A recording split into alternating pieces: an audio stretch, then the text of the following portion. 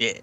What's up, everyone, and welcome to the As Seen on TV podcast for Doctor Who Season 8, Episode 1, Deep Breath. I'm your host, Dom. With me, I have my co-hosts, Rachel. Hello, long time no see. Michelle, who is brand new to the As Seen on TV podcast crew. Ahoy. Hello. And Erica. Hi. How's it going? Yay. How is everybody This tonight? ain't working. Pretty good. Stressed. Stressed? Why are you stressed? I leave tomorrow morning for PAX. Oh my god, you're going to PAX? That's awesome. That is. You Really? better steal me some Cards Against Humanity cards. I'll try. Excellent. She's already promise getting you me anything. some. I'll try, Steal I'll try them to be for as everybody. greedy as I can. Steal them for everybody. Yep, those I'll really wear a random. push-up bra and a low-cut shirt. How about that? Perfect. That'll get you all of the cards. All of them. So, all right, this is our first full episode with Mr. Capaldi. Yes. Yes. What did you guys think of him as a doctor? Hate him. Whoa! Wow. Bold statement. Shots fired. Bang, bang, right off the bat. Sorry. It's not necessarily that I hate him or he's different. Yeah. It's just like when my first doctor was the ninth, so it was Eccleston, and then I went to date Tennant. I didn't like Tennant. That's Because true. you got your first doctor, and it's like, and then you start liking Tennant, and then you go to Matt Smith, and then you're like, I don't like Matt Smith. It's always Every time it's always the new doctor. It takes him. time to get to know them. How do you not like Matt Smith? I didn't at first. I thought he was too goofy. I thought he was just like just a cartoon character. He is. Erica, what's your opinions? I like him. Yeah? I mean, yeah. How's Oh. that? Inception. It's a stream within a stream. Yes. It's an Inception there. You like him? Yeah. I mean, it's always going to be. There's always going to be this changeover, they're trying to blend the two doctors together. So you have the old doctor, you have the new doctor acting like the old doctor, and you have people trying to get used to the new doctor. And even though we've had like almost a year of trying to, him being revealed and him being worked into it, and you had him pop up on this one episode, and you had him regenerating, and people are still going to have to get used to him. Yeah, because you don't know how every doctor's like mannerisms and attitudes was different, so you don't know what to expect, and the unexpected is what scares us. Exactly.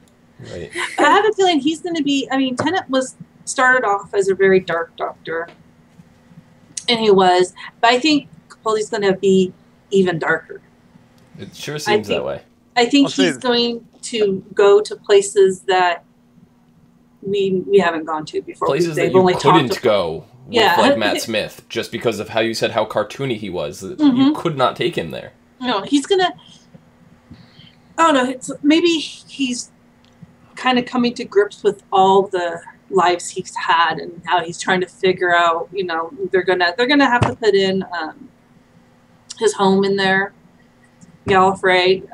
That was Yeah. kind of left off, And I know this is a big controversial topic, but isn't this technically his last regeneration? They're going to have to work No. with some strings or something? The last episode we had Matt Smith with, he was, he had grown like 400 years older, and the Time Lords gave him an entirely new set of regenerations, Yeah. and that's Okay. how he turned into Capaldi. So it was completely answered. There's no... Yeah, there is They- no. at the was it Christmas or something? Town called 50th. Christmas. It was the 50th, right? It was called the town called Christmas. Oh, yeah. Yep, okay. Yeah. Oh, yeah. Yeah, at The crack in the wall. Yeah, okay. the crack opened up and boom, there they gave him a whole new set of regenerations. So we're good to go. I mean, they had so many different aisles and options and roads they could have gone down to Right. So, explain. as you guys had mentioned in this one, we're not used to seeing an older doctor here. And... that's not what I meant to say. I meant to say is like the adjustment period that we have with a new doctor. And now we have Clara is also going through that adjusting period with not just a new doctor, but like an older doctor, like in appearance. An older looking doctor. Right. Yeah. Yes. So I mean, this kind of mirrors the reaction that we are having watching this. So yeah, a lot are of you people able to relate more with Clara because of this? Well, I've watched some of the older ones, so I know how, he's gone from older to younger to older in the past, so I was fine with it. But people that have just recently, started watching it with the Ninth Doctor or even 10th or the 11th, it's kind of a shock. You don't realize that he can be any age. He can look like anything. He can find a face in a crowd, and all of a sudden he's regenerated to that. Yeah, I loved Foster's explanation of it. He wears that face as a kind of shield to make people accept him more. A veil. Because A veil. Yeah. Mhm. Yeah, it's like he's not, he's truly 2,000 years old, like during the Tennant years he was like 1,200 or something. Yeah. And then when he said 2,000, it kind of shocked me for a second. But then I was like, wait a minute, he did spend like 400 years on Trenzalore. Hi, Pat. I just saw Pat in the background. Yeah, he was gonna maybe make an appearance, but whatever. He did. Yeah. Sorry. Sorry. So this episode starts off with a dinosaur stomping his way, a T-Rex stomping his way down the Thames River. Mm-hmm. Her way. It was a girl. Was it a girl? Yes. Yes. Okay. So stomping his way down the Thames River, and vomits up the TARDIS. And then we see Vostra, Jenny, and Strax. Like, what kind of initial impression did this give you guys? What the hell were they doing? Yeah. I paused it. I paused it as soon as I saw the dinosaur. I go, did I download the right episode? Exactly. Well, there was also, it's kind of a nod to, there was an episode with Matt Smith about dinosaurs on a spaceship. spaceship. Yeah. This whole episode, there was nods to different little other companions and things like that. Yeah, this one was packed full of that stuff. You have to catch it. If you don't know, then you'll just go right by you. Yeah. I was shocked. Dinosaur running around London, and I'm just like, what is even going on? What is going on right now? But it's Doctor Who. But Arthas. Well, this is true, but until I saw the thing spew the TARDIS out of its throat, like, I was like, oh, okay. Then it all made sense. I couldn't wrap my head around how a T-Rex was just stomping around like that. But then, so we're introduced to the Doctor, and he's having a hard time, remembering things that are going on. He's having difficulty with his transition as well. And he kind of remembers his face, so to speak. Is this him possibly remembering the events from Pompeii? Or he could have stole that face from Pompeii. It's, Which one do you guys think is more likely? Well, if he was in Pompeii, he probably would have let on a little more. Well, the whole thing was him. He didn't really know where it came from because he kept saying through the entire episode, I should know this stuff. I've seen this stuff. Exactly. The entire Madame du Pompadour stuff. Yeah. Everything. Yeah, that was funny. Right after they regen, it's like they have a amnesia, and they don't remember. Like when I went from 9 to 10, he didn't remember until like the last minute things, and they said he was out for like a week or something in bed at Rose's house, her and her mom's house, and they don't remember right off the bat. Like Matt Smith, he couldn't remember they didn't like pears, or things like that. They go. It's a slight amnesia that they go through for a while before Yes. where everything just goes. Side effects. and just crashes right into them. They're like, oh, okay. Right. Okay. Right. So we were having a discussion within our internal group, and I have to throw this out there. One of our co-hosts that is not on the Doctor Who program itself, Omikins, she wants Donna to die. Of course she does. I don't know why the hate on Donna. Why? Almost Why? the best. Why does she want Donna to die? Somebody's got to be able to answer that. Well, maybe Nikki should answer it. Who knows? She's not here. She's not here, so you have to make up a ridiculous scenario on why she hates it. I don't think she liked Donna because she was. I don't know. She was different. She wasn't like the regular. She wasn't like the goo-goo-eyed, companions. Yeah. A lot of people hated Donna. Exactly. A lot of people hated Donna because she was the Doctor's equal. Mm. She wasn't a companion. She wasn't a romantic partner. She was someone who saw the Doctor as a person and who treated him as an equal. Yeah. They were like they had this best friend chemistry that I just totally loved. I mean, after Rose and then Martha wasn't. Rebound. I couldn't stand Martha, but Right. Everybody loves Martha. Come on. I mean, she was smart. Everyone likes because she was smart and all this kind. That's fine. I just didn't like the character. Right. I can see that. But Donna. I like that. I think after having the love interests, having that best friend and goofiness, getting into trouble with each other kind of thing was just what I needed at that time. I think. Right. I got an opinion on the Donna thing. What's your opinion, Pat? Sorry, he likes Doctor Who. Honestly, Pat, sit a little close. I can only see like the tip of your head. I'm gonna go along with the equals part because of the whole Dr. Donna. Mm-hmm. Yeah, all right. So with the whole little Dr. Donna thing going on as the equal, that's really going to be the whole thing that kind of ties people trying to get rid of her. Because in turn, you can't have somebody that's equal or even superior to the Doctor. We already had that with the Master being essentially destroyed, and they've already plotted the fact that he's not going to be coming back again this season. Mm. No, he's got that other show on BBC now. That was like right after it. Yeah. Dr. Donna was my favorite, but she can't remember. So she's very Otherwise, her brain explodes. Yeah. All right. So getting back to Clara, is Clara an egomaniac, needy game player? I think she's kind of naive a lot. That entire scene was just awesome. Where they were talking about each other, but they didn't know they were talking about each other. Right. It's like they were insulting each other past each other. It was great. That was probably my favorite scene of the episode. I'm not gonna lie. I just think she was confused. Very. He didn't tell her what happens. He doesn't tell her, oh, this, when I regen, this is what happens. So when it happened, it was like swift kick in the ass to her.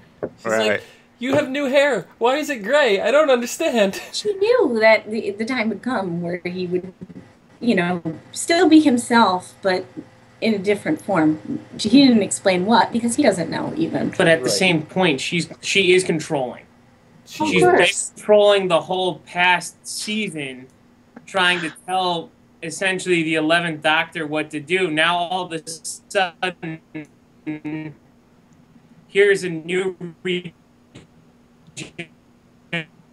regenerated Doctor, and she's sitting there going, I have no control of what's going on. And I think they hinted that at the same point with the classroom scene of the flashback, where she's the teacher and all her students are causing a huge ruckus in the classroom. She had no control. She freaked out. So now in turn, this Doctor that used to be at one point, her companion, she understood exactly him, and they were figuring out each other completely. Now all of a sudden it's crap. It's a clean slate. I have no idea what's going on. I don't even know who's in front of me. And the only way that could tie it all back was the phone call at the end of the episode.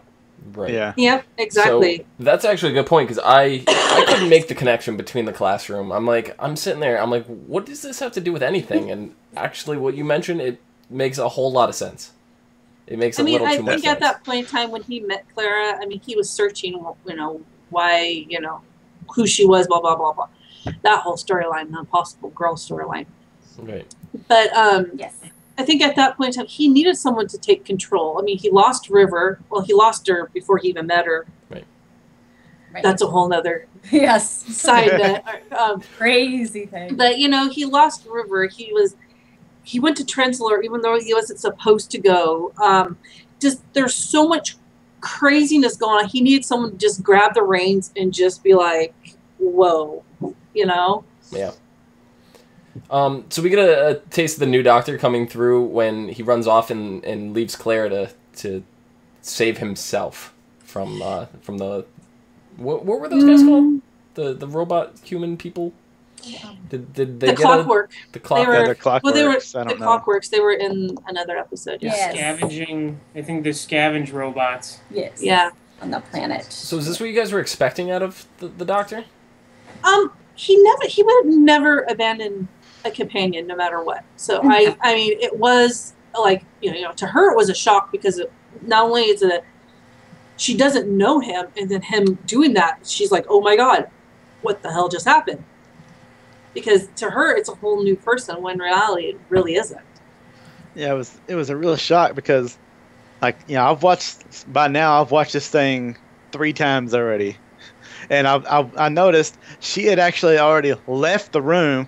The Doctor was standing there dumbfounded. So she runs back into the room, starts pushing the Doctor out, and then the door closes and leaves her in.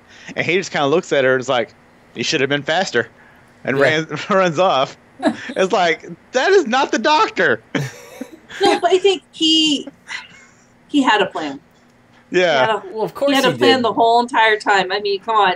Of course he did, but they planted just enough seed of doubt with him in his amnesia state and everything that you didn't know for sure that he was 100% coming back. Exactly. Well, see, normally the doctor will say, "I have a plan," and not have a plan. Right. This was the Doctor actually had a plan and didn't tell anybody. Exactly. But I think with this, it's coming from the fact that we've had so many doctors say, yeah, I have an idea, and always falling through, and somehow magically they get everything situated. But in turn, this Doctor also had to leave the doubt, like, okay, I don't know if this is even going to work, but if I tell you, it probably won't work, and we're going to have to figure something out. So I'm just going to do it, run off on my own, come back and save you at the last minute, because at the same point, he needed to figure out what these salvage robots were doing. Yeah, he needed information, what they wanted, what they needed. He needed essentially bait. Well, Claire is the biggest bait that they can have there. Yeah, and she's smart, and she knows how to manipulate people to a certain extent. So I mean, he knew her, even though she thought she didn't know him until at the very end. Yes. Yeah. That was an awesome thing up there, where he's like 5'1" in tears. You never stood a chance. Mm-hmm. And then he's like, "Never try to control a control freak." She's like, "Hey." Yeah. She's definitely. Just kind of ties that whole personality conflict back into it. Mm-hmm. Right. So then the Doctor kind of is convincing the Clockwork the whole time. The Clockwork, it reveals that it's looking for paradise. And the Doctor's kind of putting a seed of doubt in this robot that there is no paradise. And It became more human than robot because none of the original parts were still there. Right. And we never know. We don't know for sure. Did the Doctor push him, or did he convince him to jump? What do you guys think? Because we don't have a definitive answer. I think he jumped. Yeah, I think he jumped too, actually. Because he was more human than robot, and he said he wasn't programmed, but none of the original parts on him were still there. So possibly that programming is already gone, 100 years ago. In the Doctor, well, the Doctor hinted that one of them was not going to follow programming. Mm-hmm. And the Doctor himself, even though throughout this whole time has caused somebody one way or another have died in a battle with him, he has not actually been the one to commit the so-called murder of that person. Yeah. He's never killed anyone. Correct. Because he would never That is why I firmly disagree with all of you and say that he pushed him. I don't think he pushed him. I would think you never want to alter anything in the timeline in general. He's been through all of the timelines. So that's why he would never actually commit an actual murder himself. Yeah, I don't think he... But I is think it the guy murder was when it's a looking- robot? No, well, like he said, it became more human than robot. But Tom, saying, is it murder? Is it a robot? Is it murder if it's an alien? I mean, it really is all the same. There are still beings. Is it murder if There's it's a still Dalek? beings of something. You know? No, but, you know, I mean, he was the robot. It was kind of sad in a way because he's been, you know, lost in a world back in time for so long. He's looking for paradise, looking for, you know. But we have all these things that we quote-unquote know about the Doctor that he will never do. That makes for boring TV after a while. You need to shake it up. You have to. At some they're not point, going to make him kill someone. At some point, these rules have to be bent and broken. And he bends them. Yeah. He just never breaks them. Yeah. You could bend them so long until they eventually break. Well, this is the Doctor that fixes his mistakes. We've had the Doctor that, you know, Doctor that made the mistakes, the Doctor that forgets them. Now it's time for the Doctor to fix his mistakes. And through this, realizing and trying to talk the scavenger robot to be like, look, you're not helping anybody. You're actually destroying and causing more pain in this world if you don't kill yourself. He's actually doing, you know, inadvertently maybe killing him by putting the seed in his mind, okay, well, you have to jump and kill yourself in order to. So I can see kind of where you're saying, Dom, well, maybe he did kind of push. Maybe it wasn't a physical push out the door, but maybe it was a psychological. He definitely mentally pushed him. That's 100%. Oh, definitely, yeah. I mean, come on now. The balloon's made out of human skin. I would have pushed him. That's one thing. Too. That's one thing that they've actually gone back many times over. Like even back when he was talking, the Doctor was talking with Davros. He's like, "I'm going to show you yourself. You killed people by making them kill themselves." Right. It's like, you know, if you remember back that far ago, but I think that's probably what happened. He just talked the guy into killing himself, and he might not have, you know, he might not have shot the guy, but he handed the guy the gun. So yeah, but on the other side, I think that he wanted to die anyways because he was. I think he knew that it wasn't, you know, he wasn't meant to be there, kind of thing. He knew his time had come. There's only so much, you know, so long they can harvest parts. But doesn't the Doctor always lie? Yes. So then the robot had every reason to live. Unless he was lying about lying. Well, he worded it in a way where he said one of us is not following. He didn't specifically say it is you. Mm-hmm. So that could be interpreted multiple ways and not being as lying. But all right, so that all goes through, and then we get the scene as Pat mentioned earlier with Claire receiving a phone call from Matt Smith. Yes. We'll just call him that because that's the actor. So were you guys expecting to see Matt Smith in this episode? Yeah. I wasn't. Yeah, I heard it through great. All right. Something California Sunshine. I don't remember how that song goes. I was actually fairly surprised. I didn't think we were going to see him. Really? Really? Not in the first episode. I figured. I figured a few episodes in, but I figured the first episode they're really going to want to explore the new Doctor. I didn't think we were going to see Matt Smith at all. Yeah, usually past the regeneration, you don't see the older Doctor anymore because it's kind of the handing off, you know. Mm-hmm. Right. So, well, we didn't really get a final handing off like we did in the same point with David Tennant turning into Matt Smith. Mm-hmm. You know? Into Tennant as well. Yeah, there was more of essentially an elongated version of the transformation where essentially they're tying the loose ends of relieving the previous Doctor with the new Doctor. The past episode it was a huge battle going on, and it was more of the fact of, is the Doctor going to survive because he's already gone through the amount of regenerations that he was supposed to? Right. And then became more of the complex situation that, is it that he can regenerate only a certain amount of times and he has a certain amount of faces? That if in turn they wanted to, if the crack in the wall, that's he what dies, he could become Matt Smith again. As well, he got a whole new set of regenerations from the Gallifreyan. Yes, remember what Erica said. Right, it could be a whole new set of regenerations. No, they did. There's a whole new set of faces on top of it. Well, yeah, his faces usually come from his past. Yes. From people he's seen, from people he's run into. And if you remember the curator, who was one of the previous doctors, said, you'll be revisiting some of your favorite faces later. Mm-hmm. So, I remember. Yeah, for sure. So in the phone call, he told Clara that she should accept the new Doctor and not to hang on to past versions. Do you think this helped her at all? Like, she kind of had this little glimmer like toward the end, but is she forcing herself to feel this, or is she really believing it? I think she needed that. She needed him to say, "This is him. This is me," kind of thing. Right. I think the Doctor, the Matt Smith at that point in time, that Doctor knew the hardship she was going to be dealing with, because he's seen it 3 or 4 times now with these modern women, that they I'm going to go ahead and call her and say, you need to accept this guy. This is the Doctor. This is me. He's going through a lot more than you're going through, so you need each other.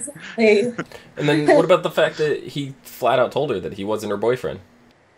No, he didn't. She said, "I never thought that." He goes, "I never said it was you."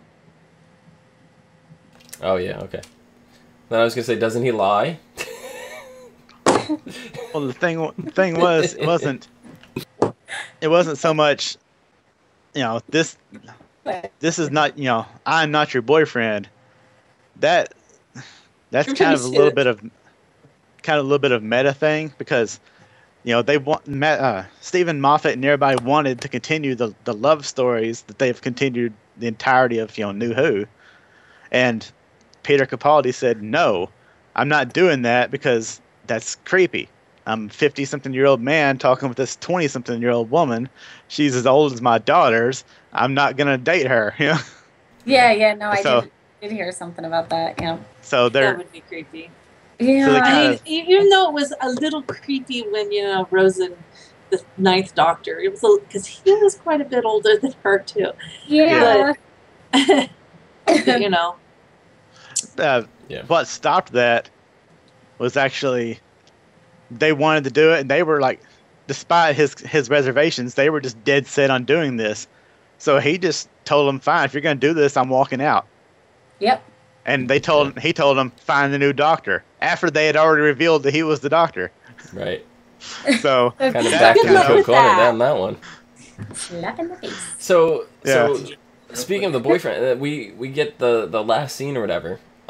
We see this girl Missy in quote unquote paradise, and she refers to the Doctor as her boyfriend. She does. Yeah. Is the Doctor cheating on River, his wife? River's dead. Okay. Actually. I have a question on it. Doesn't she look familiar though? Because to me, she looks like the same reincarnation of the girl that took over the TARDIS entity in the salvage part. No, she doesn't really look like the TARDIS. I mean, they resemble, but no. Because to me, it looked very close to her. At the point that they could tie in the fact that they could. I mean, they did resemble each other, but I mean, but the heart of the TARDIS is still in the TARDIS. Right, but the actual woman in the body passed away, didn't she? Yeah, but it's not the same woman. Well, this is supposedly paradise. This is quote unquote heaven. The essence of her in the quote unquote paradise. So everyone that's probably passing away in this season is going to start ending up in this same area that ties to the ending of the season. Oh, or it could just be in a completely different universe or a completely different timeline, and they can. I mean, hello, they didn't know that he was married to what's her face, the River, the Queen. Yeah, he was in the 50th. He was married to the Queen.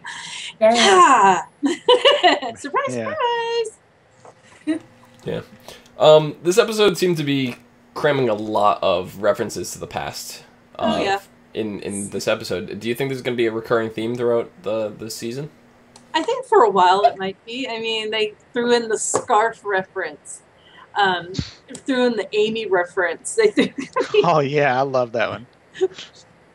I miss Amy. What? Sometimes I miss Amy. And he's like, I need a long scarf. Wait a minute, no, I'm done with that. It looked ridiculous. You know. I mean, they threw in a lot of little ones that you wouldn't get. I mean, the Pompadour one, you're like, okay, oh my gosh, really? This is, at first I was like, I've seen this too. I almost had like the same, amnesia. I was like, I've seen these too. And then when he said that, I was like, yes. That's what, now I know. But yeah. So this Saturday, next week, is episode 2. It's called Into the Dalek, and it features the return of the Daleks. In the short clip that we saw after the episode, we see the Doctor's reunion with a single lone Dalek. You guys excited? Yes. Yeah. Yes. I like the Daleks in some way. I do like. I mean, but then you think, well, he supposedly erased their memory. Erased them I like to from see himself. how that ties in. Yeah. Would be interesting. Yeah. And it would be nice to actually watch it without all the junk on the screen. Yes, for those of you that are not in the know, there has been a leak of the next 4 or 5 episodes on the internet, but they are thoroughly watermarked and covered in lots of stuff that it's almost unwatchable.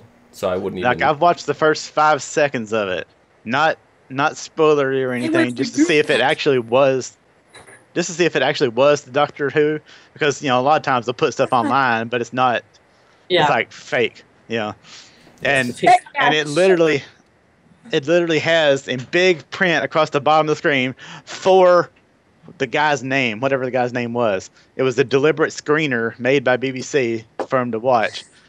So whoever that is probably got in trouble from the BBC because his name is all way over the screen. I mean, there are exceptions. I know recently, what is it, the whatever Life of Walter Mitty came out, and there was a leak on that, and Ellen DeGeneres' name was plastered all over it, and somehow she squeaked by and didn't get in trouble, but she's Ellen DeGeneres, so.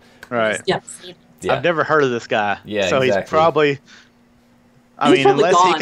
unless he can show a police report where his house got broken into and they stole the DVD, right. Yeah, I believe he was fired.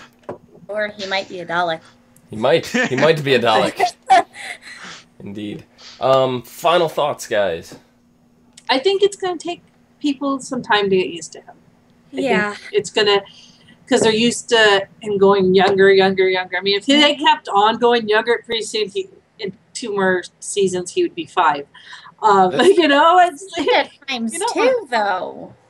I think it's really hard to understand at times too. I don't know if it's just a Scottish accent or something. I'm like, really, dude? You could have kept him British. Come on. Well, what's funny is that Tennant is Scottish. Tennant was Scottish, and they made him have an English accent. And then they made him. Yeah, it's like really. And Amy had an accent. They let her keep it. Yeah. Michelle, final thoughts? Pat? I think you guys are like Rachel was saying, it's just gonna get time. It takes time to get used to a new Doctor. You've been so used to a full season of going through the trials and tribulations of each Doctor. It's just, and then finally seeing a new one. It's almost like no. I think it's gonna be my friend is gone, but he's still here. But I think it's more that this Doctor is gonna be like a father-daughter-esque type of companionship. Where it's throwing a whole wrench in the gears. Before we've had lovers, friends, Companion. rebounds. Now it's like father-daughter almost. Right. Which, And that from what take I've is going to heard, be she's kind of only going to refreshing. last until the Christmas episode. Yeah, I Yep. heard she was going to be gone too. Because at this point, if she runs till Christmas, she will be the longest companion that they've had. That's what they were saying online. The only final thought I have on this is I've because of one of our friends, I got a link to actually watch it direct feed from BBC One in the UK, and it was like in the afternoon, like 6 hours before it aired in the US. Aired straight. They don't put commercials on it in the UK. They don't have commercials on BBC in the UK. So, just watching it straight through, and it was like, first of all, it's awesome because it's Doctor Who, but it just told the story so well. Yeah. Then you go to watch it in the US, and it's like you're just into the story, and then commercial. Commercial. Break for commercial. There's really Break for commercial. There's really no place intentionally left for commercial breaks because they don't have them there. Yeah, they don't film it with an idea of commercials or fluctuating storyline to drop people down or anything. So it's just breaking it. Very different from American TV. So like the cuts in some of the commercial places based on time restraint too, because they need to have a commercial break every so often. It's got to fit in this slot. It's not like they could do 20 minutes commercial, 10 minutes commercial. Like, it doesn't work that way. They can't just throw random commercials out where it would fit the best, because there are a few places where it could probably fit better than others. But unfortunately, they just have to slap it in the middle somewhere. And, like, obviously it's not going to be in the middle of a dialogue scene. They have a few minutes of leeway here and there, but it's still an awkward cut no matter what you do. Yeah. And I don't know about this season now, but in previous seasons, they would go anywhere from... They don't cut based on time. If you notice, they move the time slots around in the UK a lot too. Like they said at the end of this one, it was going to be on at 6:30 instead of 7.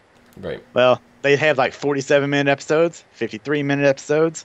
I've even seen one episode go all the way up to an hour and 10 minutes. Yeah. And they still cut it down to 47 minutes for the US. So yeah, it's crazy.